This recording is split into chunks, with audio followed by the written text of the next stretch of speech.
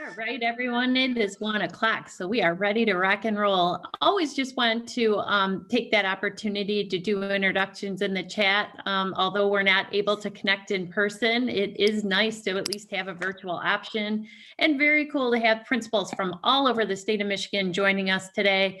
And most importantly, why are we here? Because we're going to listen to students. Student voice has been something that MASSP has really been focused on throughout the pandemic, making sure that, we really are listening and learning from our students who have so much to offer and bring to the table, and have great suggestions about student success. So thank you, everyone, for putting things in the chat for us. Before we begin, just a couple of things. You will notice if you scroll at the bottom of your screen, I know you're all Zoomologists at this point, but just in case, at the bottom of your screen, you have the option of either chat or Q&A. So you can see everybody's doing introductions in the chat, but if it comes to a question that you'd like to ask one of our student panelists, we have the Q&A function for that. Matt, Allie, and I will be monitoring the Q&A, just taking the time to go in there and see what you have to say. And if you have a question for something maybe one of the students has spoke about, they will be monitoring the Q&A as well, so that they will go ahead and just put their thoughts in there.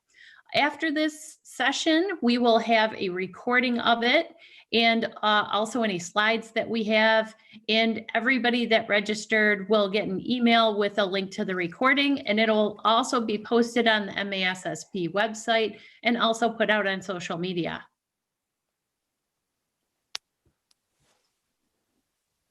Just want to kind of remind everyone that because we put this out on social media and because we put it on our website, not behind a password protected, that it could be out there in the universe. And I know that there's been a lot of interest in this topic, particularly from the media.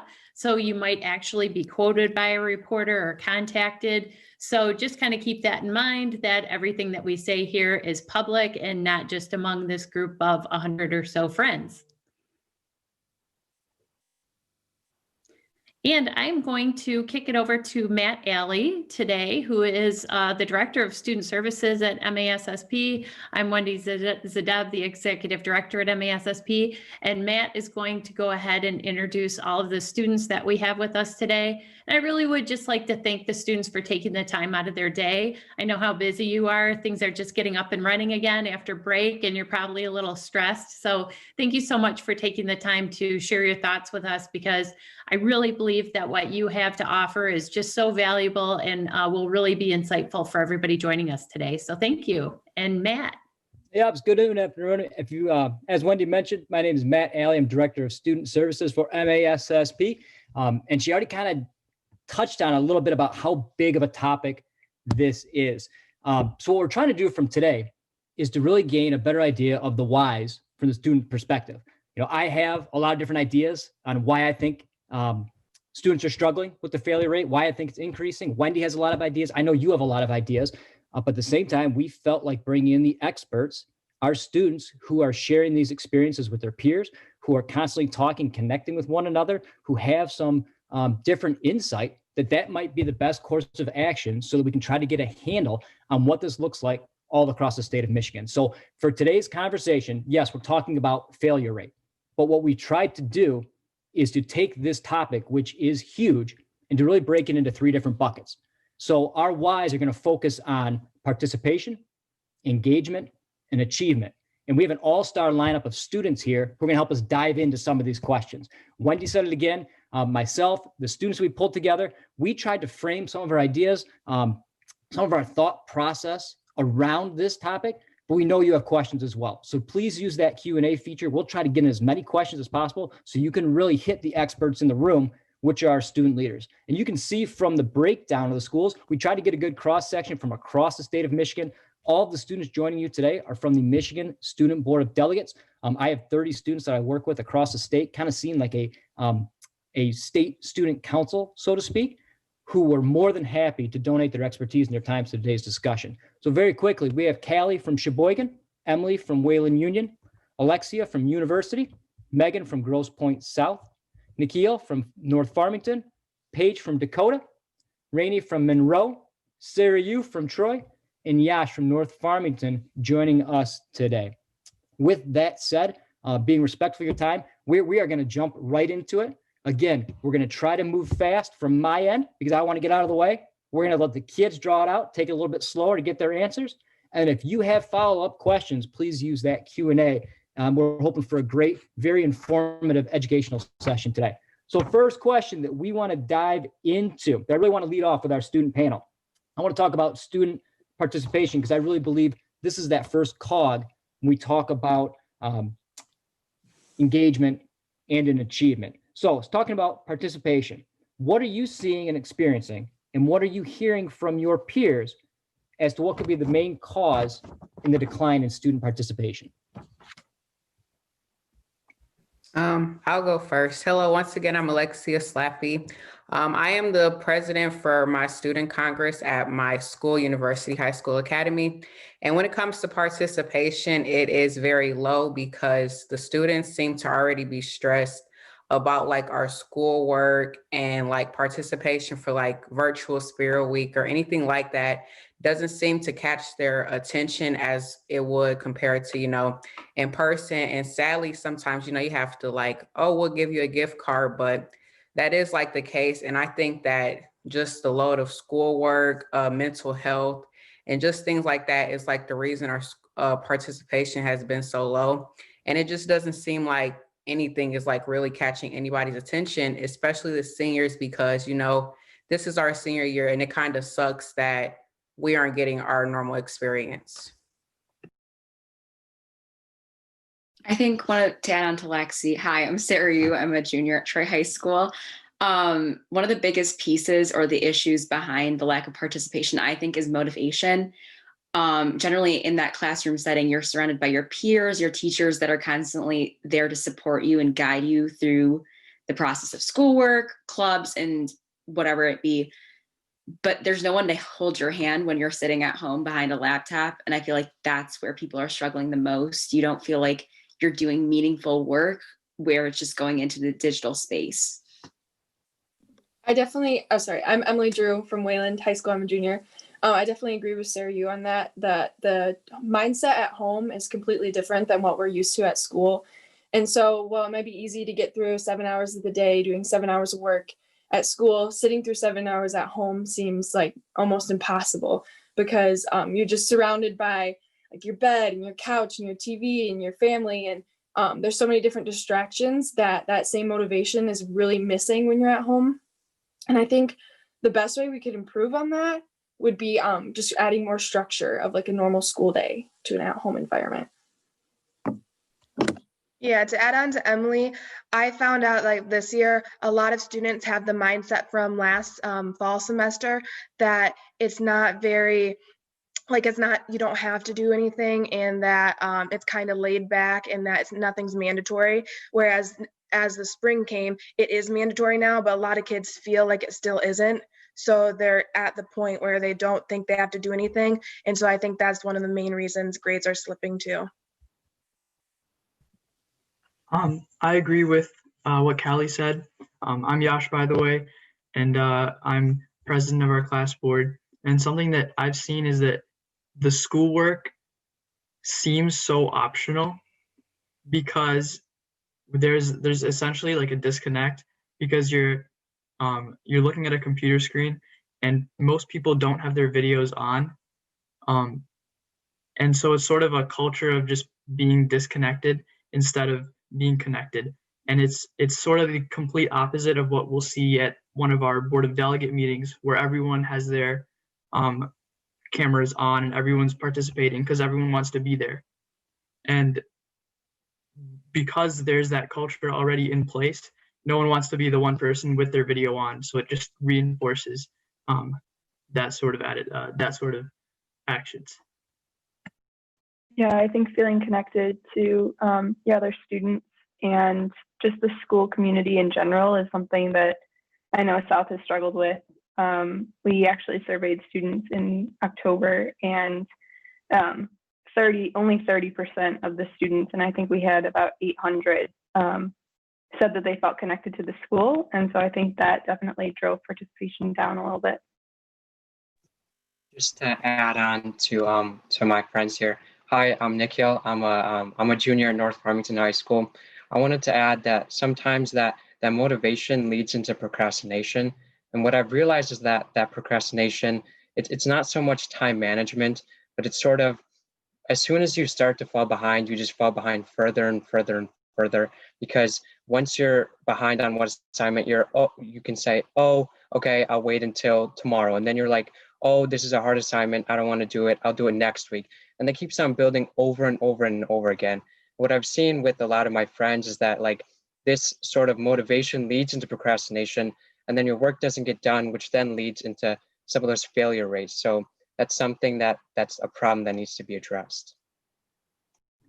And I'm picking up on multiple themes here, multiple different tracks, which is all good stuff. And I know if you're sitting here listening on the side of the computer, you kind of feel like a little bit more like doom and gloom, but that's why we're having the conversation, right? From the student perspective, we want to get a better handle of all the different ideology and all the different items that you're mentioning, they're impacting you. So what I want to talk about is the communication aspect just a little bit, because we're talking about some of the things that need to be improved. But when you're looking at your own day-to-day schedule, is it individual teachers that are trying to mitigate some of the miscommunication, some of the culture pieces and the mindset? Or are there any overarching like school initiatives to try to get people more vested in that culture piece? And if anybody can answer between one of those two, is there any individual teachers that you're seeing that are going above and beyond, and maybe what they're doing to draw your attention? And then again, if you have any school-wide approaches that are working, I'd love to talk about that just a little bit here. Connecting back to what you just said, Matt, and Yash said earlier with the participation piece, one thing that Troy has done is we've made our cameras on mandatory. And also in some classes, participation has been like a mandatory grade. And that word mandatory is kind of daunting, where you feel like it might discourage some kids into like doing that. But I think seeing people face to face is really a big difference than just seeing names on a screen with a black screen. Another thing with the teacher communication, we've introduced a hour slot at the end of every single day called student support time, where it's like a designated time where you can walk into any teacher's virtual Zoom room. It's almost like office hours, and you can discuss any problems you're having. Some teachers have also made that like mandatory to go to at least like twice a quarter, just so you can check in and again, kind of replicate that same connectiveness. Yeah. Bouncing. Oh, you can go. Sorry. I'm Paige. I'm from Dakota. I'm a senior. And bouncing off of what Sarah, you said, one thing I found especially effective, I'm enrolled in the Spanish 4 class at Dakota, and our participation is mandatory. So 5 times throughout the week, you have to participate. And I guess assumably so in a foreign language class that you would have that. But I think having that really encourages the class participation. I would say I definitely have some teachers that go above and beyond, and they will call on anybody and everybody. So it's kind of like a be ready type of moment. But I think part of that is the connection between our principals and our administration with our teachers. My school, we have a Schoology group specifically directed by our admin, and I think it's very helpful. They put out some different positive messages in that, but when you come into having different events or different spirit weeks or things that students are doing, making sure that that connection is there between the staff and the administration. A lot of students won't just email their assistant principal. They feel like that's a little daunting, so they'll normally email a teacher, and when that communication isn't there, it's oftentimes a little bit more difficult. But I think as schools and faculty work together to build that piece, you'll see a lot more student success. Hey, could I just jump in for a second? Because it's interesting that a lot of you are saying is what kind of makes a difference is when there is structure, when things are mandatory, things like that. And there are many like articles out there in education journals saying, don't force kids to turn their cameras on. You know, people that have a home situation that's not desirable, that would be like really bad for them, and various other reasons, you know. So I think it's interesting, you know, what your perspective is in saying, you know, to make these things more mandatory. And earlier, Emily had mentioned, you know, having more of a set structure for the day so that it more mirrors, you know, the school like bell schedule kind of a concept. Whereas like also, you know, there's research and articles out there that that's not a good idea. So it's really hard, you know, as educators to know what's the right thing to do. So hearing from you guys is really helpful. So I appreciate what you've been sharing. And also like at my school, we have seminar, and then we also have office hours. So seminars in the morning, which only last for like 30 minutes, but you can go to any teacher. And then office hours last for like 2 hours. So it's like the teachers, you know, you can tell like they care, that they want to, you know, help you and whatnot. But a huge problem that I find is that a lot of people are just so uncomfortable asking questions virtually, which is very interesting because, you know, if we were in the classroom, you know, we would all be okay asking questions. And I just feel like it's just such a disconnect within the teachers and like the students, because, you know, the teachers, they're, you know, working hard for us and everything. And when they just see a whole bunch of blank screens, it's like they feel like they're talking to themselves. And like a lot of my teachers always say, guys, can you turn on your cameras? And then like, you know, they made it mandatory, but I feel like they didn't like make it mandatory for it to, you know, stay in place. So like they told us you need to keep your cameras on. That lasted for like a week, and then everybody just had their cameras off. So I find it very important to, you know, just have a huge structure and you like stick to your word. Another thing is like talking about those office hours. One of my teachers does private one-on-one check-ins, and these are like a scheduled 10-15 minutes. And you only meet with each student about once a month. But even that, just like 15 minutes really just builds that personal relationship with your teacher, and you can talk to them about, like we've said, it's my writing class, so we go over my writing, what assignments are struggling with or we're struggling with, and just like that really personal one-on-one time I found is really important, and making it mandatory again is something that like will encourage students to reach out to them more. So I really like that part that my school's doing.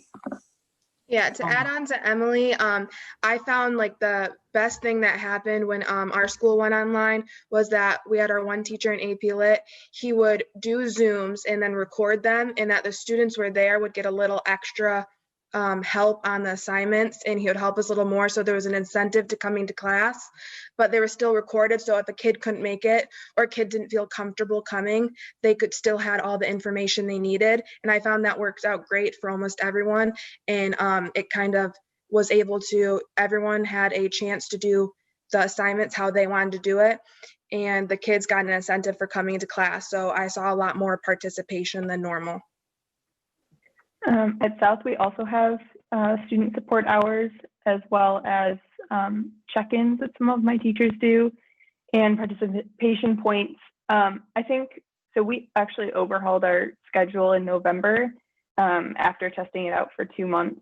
And I think the biggest thing was that South sort of adopted this loose definition of mandatory. So if you have a home, home situation or an exception to where you can't have your camera on, you're not going to be penalized for it, but sort of the expectation is that there is sort of structure to replicate a classroom environment.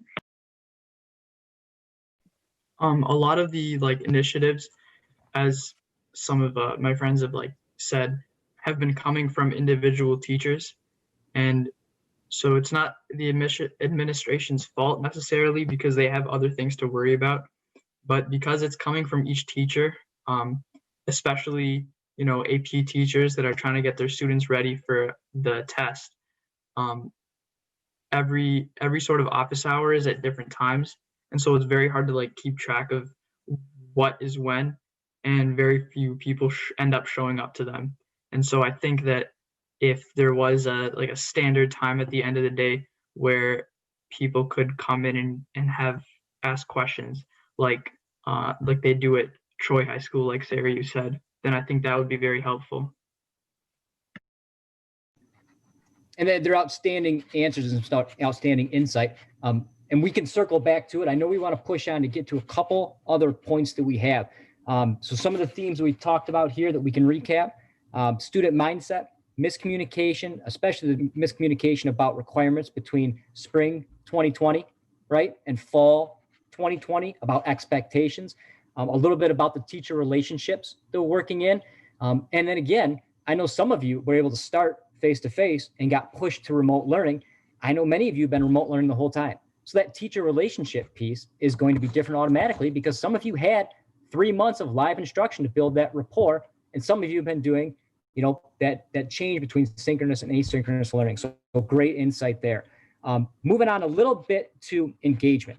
And we're going back to instructional models. So knowing that school districts have initiated different instructional models and multiple models under the last statewide remote learning mandate, how has your school worked to address student engagement?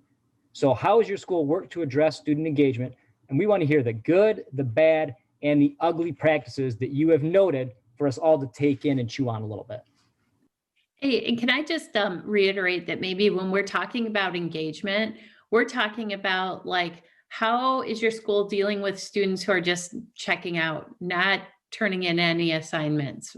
That's kind of the thing that we're really wanting to get to. Obviously, we know that many of you are very high achieving, go-getters, president of your student council and such. But, I'm sure you have knowledge of, other students that maybe aren't quite as motivated and aren't turning things in. So what strategies do you see that is kind of the school going out and re-engaging those kids? So I think ultimately as students, I know a lot of teachers want to give students a lot of independence, and I know almost everyone on this call is an upperclassman. With that being said, I think it's been really effective when counselors or teachers have also reached out to parents. I've noticed a big trend in students who maybe aren't as successful. Their parents didn't know. They were simply just trusting their student, right? We build this relationship with our parents that at our age, they can trust us to just go up and do. But there are students who need a little bit of an extra push, and there's nothing wrong with that. Everybody learns differently and has different insights. I have a twin brother who is on the spectrum of autism, so he's in the special education program, and he even has students in his class where they maybe need a little extra help engaging. So I think part of it is reaching out, doing the counselor step first with the student, seeing if they can get in touch with the student, and then ultimately reaching out to home. Yeah, I found it, adding on to Paige, I've seen like my teachers, they're very understanding. They say like, if you're struggling, if you have a problem, please like email us. Like they want us to reach out to them because, they may assume like, oh, they're just, being lazy. But, when they ask us, to reach out to them, I feel like everybody, takes that and, actually tells them like, I have an issue going on at home. And I feel like our teachers, they're being like very lenient. And like our principals, they're both, very understanding as well. And I don't feel like our teachers are being, too hard on us because, we are in a whole pandemic. Nobody's used to this. We're all trying to learn. We're learning new things every day. And also it's just like, like the teachers, they are just trying to do their best, but also like not be so easy that we feel like we have just such a huge amount of time to get our work done. Like they still keep, a good time frame for us to, turn our work in and whatnot. To add on to Lexi, like one of my teachers, he's my earth science teacher. He really stands out because like the entire class is very, like everyone in the class participates.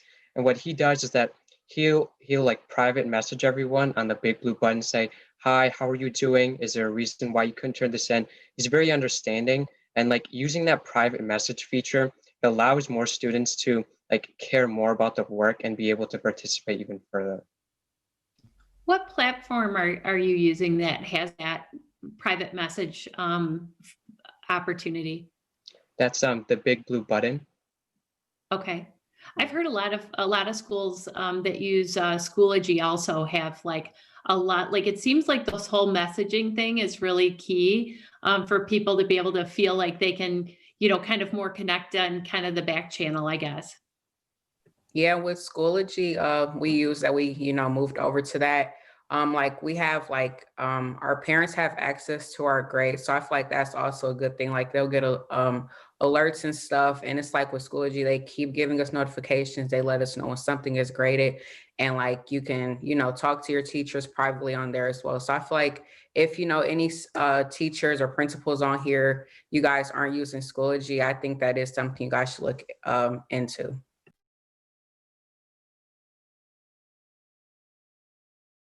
So we do have a question in the chat that's asking, what learning platform are you using, and is it easy for students to navigate? And we already had kind of a testimonial that the big blue button that is in the Canvas LMS is a good one. We talked about Schoology. Does anyone else have a platform that you think is either good, student user friendly, or maybe not so much?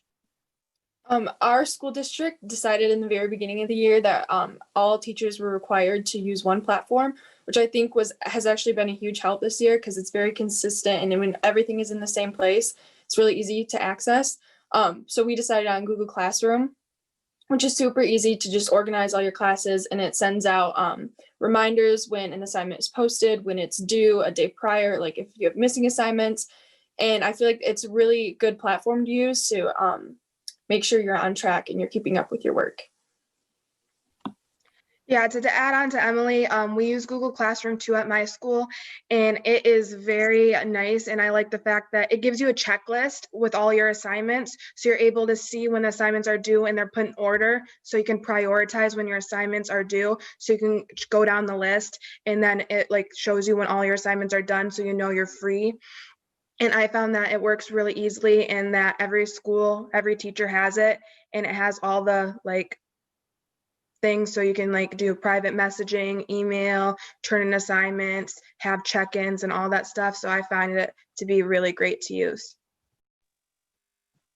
My school in district uses Schoology, and I think it's really nice because it integrates like a grade book, all your classes, a calendar, a chat feature. But one of the things that I know we've run into problems with is how teachers label assignments, because if you label it a certain way, it goes into a calendar where you can see, what assignments are due when. But if you label it another way, it doesn't show up. So that is one of the downfalls of Schoology. Oh, those adults, they can never just keep up, It's a lot of learning curve for all the teachers and administrators behind the scenes. So I think that's a great perspective, Megan. So what about, I'm looking in the chat again too, and Matt, I'm not sure if you're going to transition more to this type of thing, but grades are a big concern, obviously. And many of you either just had finals or are heading into finals week. You might be in finals week right now. So what's going on at your school? Are you having final exams? Are you getting grades for those final exams? And then what's going on with semester grades? Are you getting pass fail? Are you getting actual grades? At university, since we are a college prep school, they're still going to stress, final exams and whatnot.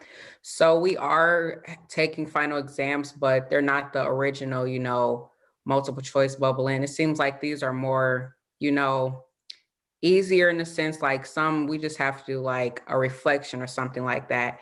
And we are not doing the pass and fail, grading process anymore because we've been online for so long. So that's kind of what has happened with my school.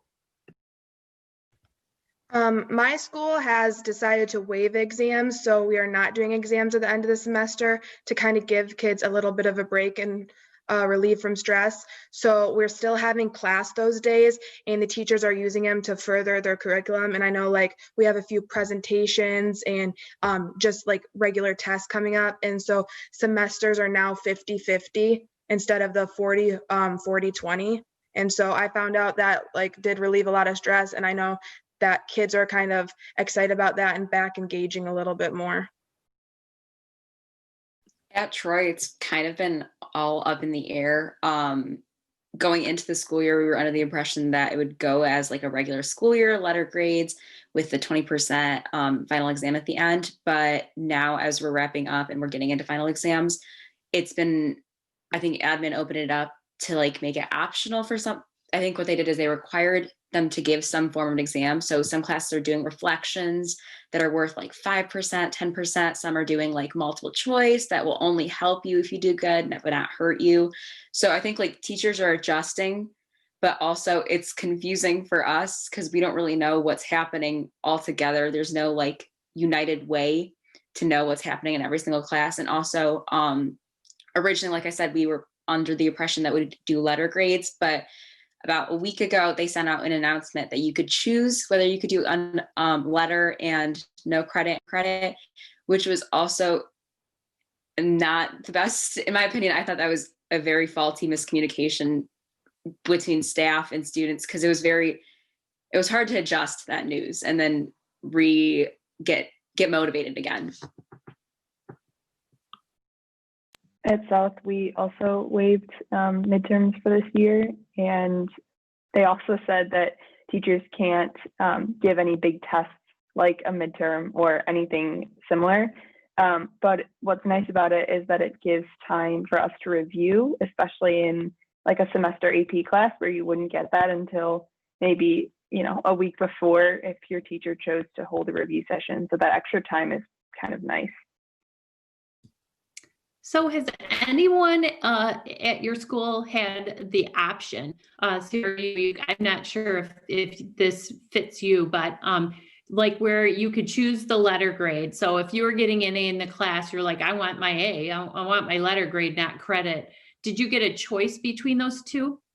So from what I know, you're receiving a letter grade. And at the end of the quarter, you get to decide whether you want that letter grade to show up and count towards your GPA or whether you want it to be a no credit and credit. But there's also the difficulty of when you submit to colleges and you cover up like 2 grades with your no credit and credit. Does that look good when you have the rest of your letter grades? So. Right. I kind of think you got to go one way or the other. I mean, that would kind of make sense to me, rather than like you said, a report card that has a credit or whatever it might be. Yeah, that makes sense. Anyone else have that option? My school has just stuck to letter grades throughout the entire year, and our exam schedules we have trimesters. So way back in like Thanksgiving break when we took them, it was just an option of like teachers would either give like a project or maybe a small test on a smaller portion of a unit, or just depending on what they decided to do. So it was also very confusing going into that, but we're relieving at the same time, knowing we weren't going to be swarmed with all the information that we didn't feel we knew as well. So related to this, there's a question about grading scale. And obviously, usually an assignment could be anywhere from a 0 to 100%, right? But we all know that there's a big difference between getting a 50% on something and getting a 0. So has your school done anything to adjust the grading scale, to kind of maybe mitigate the impact of a 0? Not my school in particular, but some teachers have chosen to give like a 50% if you don't turn something in. Yeah, I know at my school we do something similar. Not the whole school as a whole, but most of the teachers, some of them they'll give you like a 50% or a higher grade just for at least attempting it, even if or like putting your name on it or something, just to give kids the incentive to just do something instead of not doing anything. So Callie, from your perspective, Sheboygan, that's teacher to teacher. Megan, is yours teacher to teacher, or is that school-wide mandate? Teacher to teacher. So it's all teacher to teacher. Thank you. For my school, it kind of depends on the class. A lot of my teachers have been fairly lenient. For example, my AP literature teacher, she had a final project due the day before Christmas break, and then she messaged us to let us all know, I don't plan on grading them over break. I'm going to take my break as a break, so please do so as well. Dakota mandated that we were not to have any homework over Christmas break, which I did really appreciate because I think that breaks should be a break. I mean, obviously, if you choose to study, that is your choice. We are still having final exams, but the day before, well, the way our schedule falls, the Monday is Martin Luther King Day, so we have that day off.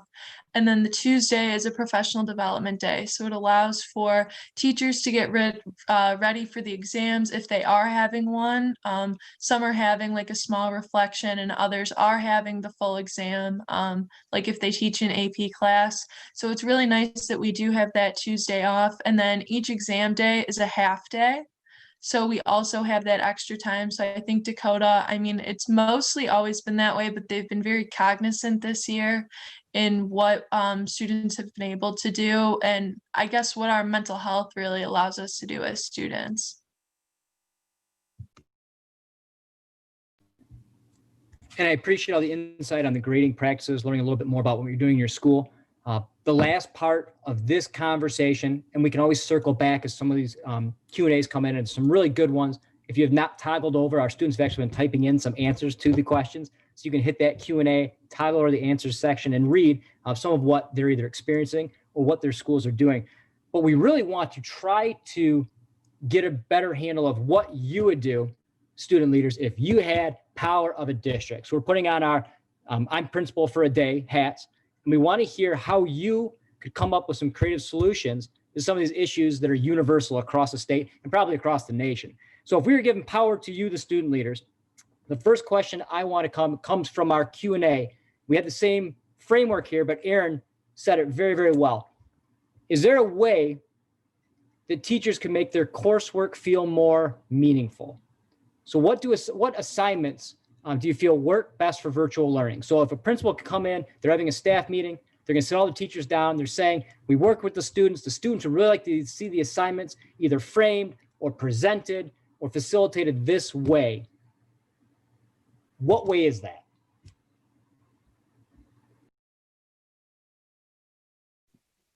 I can say that personally, assignments that are just simple, like worksheets that I like in foreign language classes tend to be not as meaningful. And so what what my Spanish teacher has done is start to do a lot more presentations, which can be not necessarily live, they can be like recorded. And that just makes you feel like you're actually working towards a project instead of working towards a worksheet, which has nothing to do with the topic that you feel connected to. To add on to Yash, I think I find it that the assignments that tend to be more meaningful to me are the ones where a teacher will have a video of themselves instead of some random person off YouTube, but a video of themselves explaining something so that I can look at it in their perspective, in their way. And that helps a lot to just, kind of think about the thing. And I also found out that weekly check-ins with a student where you can kind of just vent to your teacher and just tell them everything and just kind of all your complaints and all your worries and kind of just write it down and get it out, because there's not always time to vent and some people don't have the outlet to vent. So I find that really helps to, kind of clear your mind a little bit so you're ready for the week. In contrast to Callie's school, I think there's a big difference between asynchronous work and class work. Personally, I find the class work more motivating at the end of our lecture. If there's more time left, our teacher will give us an assignment to do. We'll turn off our cameras and we'll work on it. And at that point, I feel motivated to do it then. And with a little bit of guidance, I can just turn on my camera, unmute, or to ask a question. And I think doing it off camera at a different time, asynchronous, on an asynchronous day, I just feel less motivated to put in the same effort. I really like. I'm sorry. So I'm just going to circle back to what I said earlier. And in terms of making assignments more meaningful, I actually read this book and it said like the three intrinsic motivators for each person are purpose, autonomy, and mastery. And so just translating that to assignments, the autonomy comes from the desire to take it your own direction, which is why projects tend to be more effective in motivating students. In terms of mastery, if it's, for example, getting better at an impromptu, then I think that learning strategies to do better at that impromptu would serve students better than, say, just telling them to learn a bunch of like devices or literary things. And so I think those two are probably the most important. And then, of course, purpose is sort of separate to all of that. So that may not be as applicable in this scenario. But yeah. I love projects too, but I also know that in something like a math or a physics class, those are not always like easy to sort of make as a teacher. And one of the things that my teachers have been doing that are in those subjects, they've been doing shorter unit quizzes instead of huge tests so that we can sort of chunk the material and there's not as much content to cover. And it creates a little bit more of a specialized, test.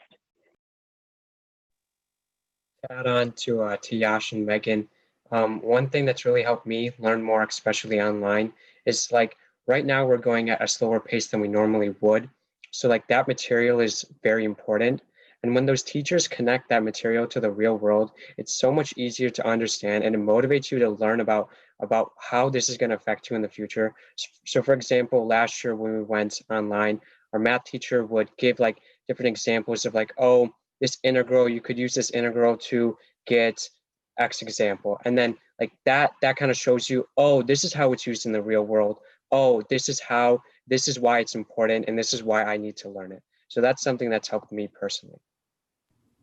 And honestly, that probably ties into Yash's last theoretical approach of purpose, right?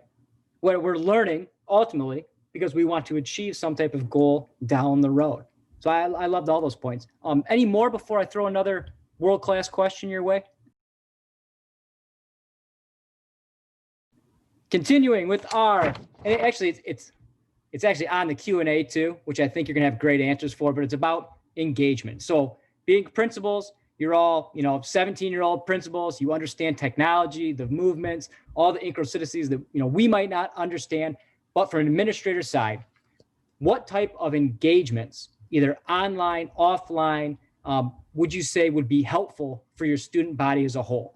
Is it putting out the motivational Mondays, the positive quotes? Is it trying to do the spirit weeks? Is it having the administrators who jump on a Zoom just to give encouraging messages? What type of engagements should administrators focus on as we start to turn our focus to the second semester? I think one thing that's really important is this year we received a new superintendent, and that's a very difficult time for this. And normally our last one was very involved and stuff, and we haven't been able to see the faces of our administration as much recently. And I think when you're in school, they're walking around the hallways, they're smiling at you like before, they shake your hand, ask you how your day was. And like when you're sitting at home in just like your bedroom, you're not hearing from those types of people. You're just like communicating with your teachers through like a screen. And so it'd be nice to just kind of hear from those people. Like Matt said, like I didn't even think about that, but getting videos from your administration, like encouraging you to do things and just hearing their stories and stuff like that. I feel like that connection is really important in time right now. And even on a more basic level, sorry, Paige, I touched on a little bit in the chat. My AP Econ teacher does an incredible job. He starts off every class by asking like 5 students how their day was, what they did the other night, how their weekend was. And then during class, it's one of those classes you got to be constantly on your feet. He's like throwing questions, content questions, just random questions. And it's very simple. I think like that's something any teacher can do, but it's really motivating and engaging as a student. So- My AP Gov teacher, sorry, did I interrupt someone? Okay.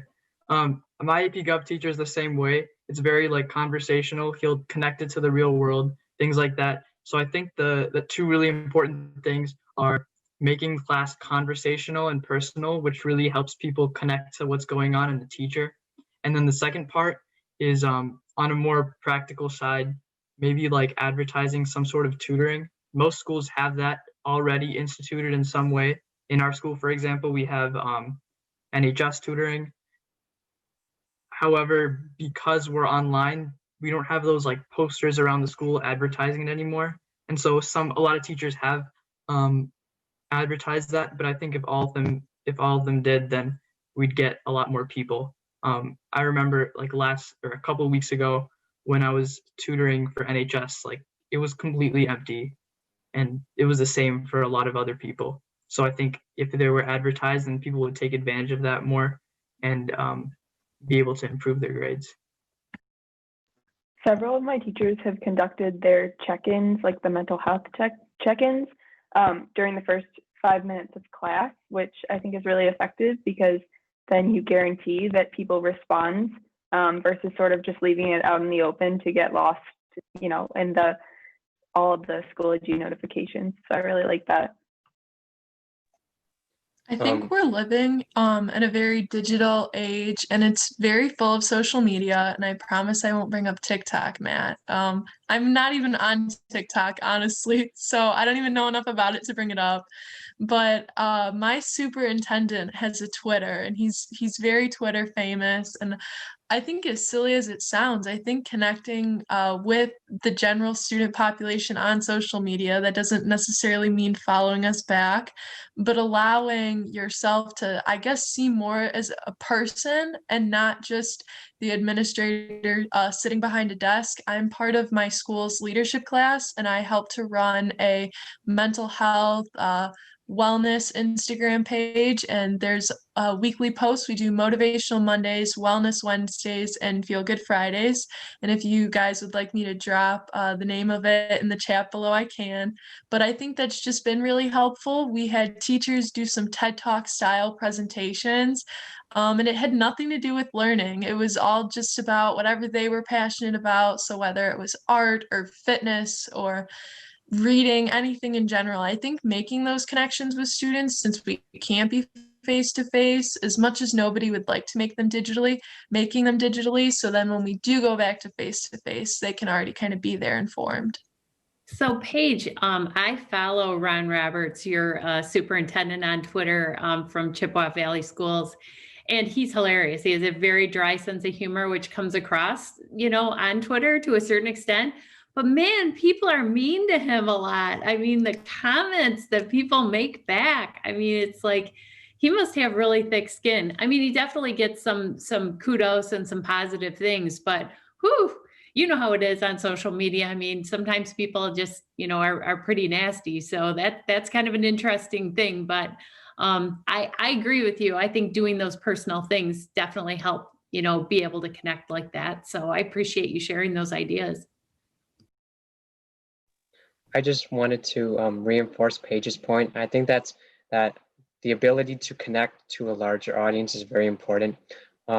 Another thing that really stood out is, like, humans are very social animals. We crave wanting to talk to one another, and sometimes in some of those breakout groups in a group of 4, students are not forced to participate since there's 4 people. Usually there's 1 or 2 people who are more extroverted than the others, and they kind of take over.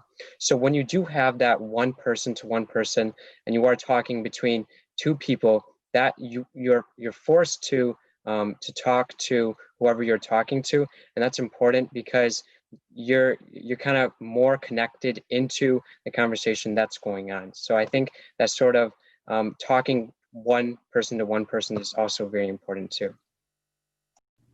Awesome response. And we have a couple minutes left, so I want to get to one last topic item here. And we know, and I'm sure all the administrators on the other end of this call understand that you're very high functioning, exceptional students. How can administrators use their own exceptional students, work with those students, and have those students help on this engagement and participation and failure rate. What can students do to help lift up the rest of their student body in the digital world so that we're all on the same page? We're trying to bring back that culture, bring back the community, bring back that unity. How can administrators tap into their students to help with some of this heavy lifting? I think one of the biggest things as an underclassman is you start to look at your upperclassmen and you, whether it's through extracurriculars or the classes you have, you understand how high school works. And I feel like that's what freshmen and sophomores might have missed out on this past year, kind of understanding the structure of how high school works, how to manage your workload in those different extracurriculars. I know Yash touched on this a little bit, but NHS at our school, it consists of upperclassmen, and those tutoring sessions kind of creates that kind of bond that is hard to have in a virtual setting.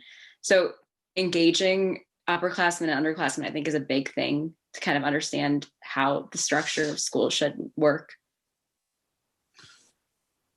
I think one of the best ways to contact students nowadays is through social media. Obviously, we're all like interconnected some way, whether it's like Instagram, Snapchat, Twitter, TikTok, Facebook, whatever it may be. And I think students can really use those platforms to encourage each other. And if you have administrators encouraging students to encourage other students, then you can just have like that chain reaction of positivity going out. And I know one thing our student council has been working on recently that we're really excited to, start doing is using our Instagram platform to reach out to students. And we're having like playlists, like Google Forms go out, like submit your favorite songs, and we'll make like a Wayland High School playlist, or like study tips, share your favorite study tips, motivational quotes, like Paige said, like those kinds of things are what like we're intaking every single day, like scrolling through our phones. And I think just creating a more positive environment there from your peers, since we can't do it in the classroom, I feel like that's the best way right now. Yeah, I agree. Hopefully I'm not lagging. I just lost power. But yeah, like for me, we had did like this event with like, elementary school, and I found it like very good for them because, they got to meet high schoolers that they've, never met before. And so like teachers and administrators, maybe you guys can, host something that's not educational, like maybe a school-wide game night or something like that. That's a good idea, Lexi. I saw that Rochester Community Schools was like hosting a poetry slam. So just something that's out of the box like that, I think, is a good idea. Yeah, I just want to touch on what Emily and Lexi said. And I just think that it's like kind of important for the students that are not struggling as much and stuff, just kind of like be able to reach out and everything. And I think that when other students learn how they're dealing with it and how they've learned to cope with it, that'll help. And like back when we were in person, I know that our school does do a lot of things with our 7th and 8th graders and people coming into high school, and really helps them like get prepared for what is to come. And I found that that really helps. So a lot of our younger kids already know what's happening before they get into high school. And that's why like a lot of our like freshmen and sophomores kind of already know what's happening from the previous years in middle school. Ooh, that's a good point, Callie, because we actually have to start thinking now about what does freshman orientation look like, right? We're not, very likely at the end of the school year, if when I was principal at Rochester, we'd have all the 8th graders come over for a lunch. Well, obviously, we're not probably going to be able to do that. So how do you kind of get that link crew, type feeling where you get an orientation and a connection, upperclassmen and incoming freshmen virtually? So does anyone have a plan for that? Or are you a part of that at your school? So South is supposed to go back on January 28th, and that is a Thursday. And that Monday, that Tuesday is the PSAT, and then the Monday, they're actually bringing back the 9th graders to South and bringing them back in cohorts so that they can have some semblance of freshman orientation and meet their teachers and walk their classes. So my school's biggest concern right now is what it will be like next year transitioning the 8th graders. At Dakota, we have a 9th grade center, so our 9th graders are separate from our 10-12 population. And especially in the past, it has proved itself helpful because I think that 9th grade is a big maturity year, but even more so with this coming class because they will have missed out on their 8th grade year and we don't know what their freshman year will look like. But my leadership class, actually, this coming Monday, we will be attending their class virtually. We use Microsoft Teams, so we'll be Zooming in and we're actually going to be teaching them a leadership lesson about empathy and doing an activity. It was at our state conference, 1,000 to 1, and so we're going to be doing that with them. And then afterwards, just kind of doing a Q&A. What are your expectations of high school? What would you like to know about it? Any of the classes? That way they can just kind of get to know who we are. And we're especially taking some of our juniors and sophomores from our leadership class. That way maybe they know a couple of names and faces so that when they get to Dakota, it's a little bit easier to transition this next year.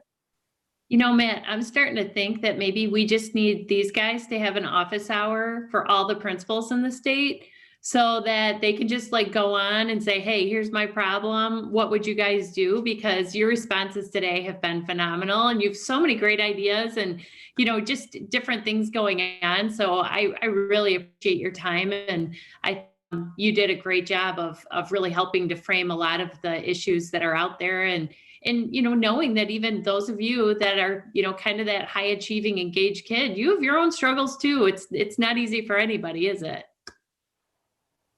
And I was just thinking, boss, if Ryan would turn his camera off, this would be one of the most intelligent Zoom grids we've ever had. I know we're up against the time here. Before I turn it over to Wendy for the quick closing and how to access this information later, big round of applause, big thank you to all our student leaders taking time out of their day, share their insights, share their experience. This truly is something that we're all in this together, both administrators, educators, and students alike. So thank you so much for taking the time. I've learned a lot. I know that our administrators on our side can take some of these ideas and initiatives that you're utilizing and the art experiences and put them back into play as they're trying to make plans for the second semester. So thank you all very, very much again for joining us.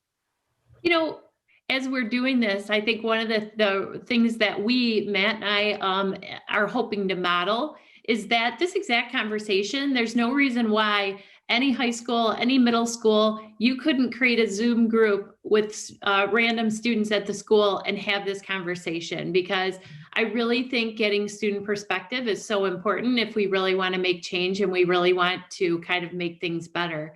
So we are going to continue this conversation tomorrow. Actually, we have a panel of principals who are going to share alternatives, you know, for students that are not engaging, and what can we do to mitigate that failure rate that you know, a lot of schools are anticipating. And then next week we'll be talking to a researcher from EPIC who has been doing a study on continuity of learning plans. Every month in the state of Michigan, schools have to submit how they're changing. Oh, we were remote, now we're going back to face-to-face, et cetera. So Catherine has been researching this and studying all of the different types of changes. And so she's going to be talking about some of the observations she's been able to make. And also MASSP did a survey on this topic, and our own Bob Kefchin is going to be sharing the kind of data and information that we pulled from our own survey. So that is going to be next week. So we're looking forward to having a lot of great learning opportunities and leader-to-leader sessions going into the new year. And this was a great way to kick it off with students. So thank you guys again so much for being with us. And everybody is free to go. You can sign off. Thank you so much.